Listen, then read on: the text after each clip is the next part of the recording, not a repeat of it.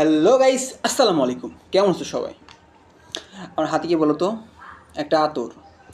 এটার মধ্যে আমার মনে হয় যে প্রায় 50%ই তেল আছে, সয়াবিন তেল।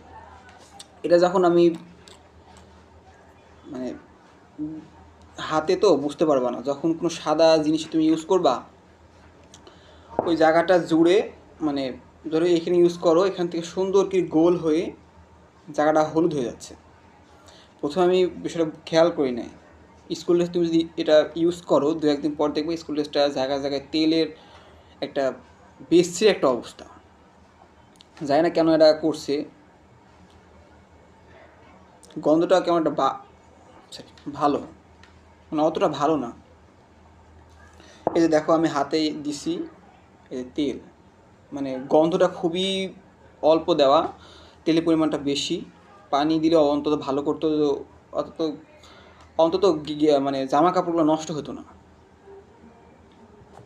দেখো আমি হাতে দিছি, এই যে হাতে আমার তেল ঠিবাই দিয়ে আছে। তুমি যদি যেই ফগ স্প্রেগুলো আছে এগুলো ইউজ করো, তো এগুলো মানে তোমার এগুলোতে অ্যালকোহলযুক্ত, তো ঠিক ব্যবহার করাটা ঠিক না।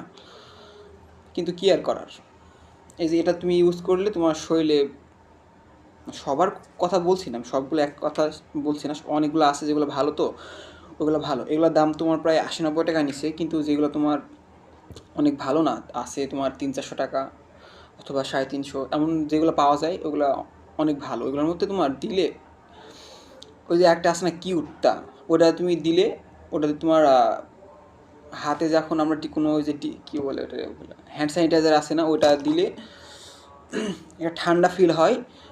ওইটা দিলে সেম ওইটা রকম, মানে ওই রকম কাজ করে আর কি।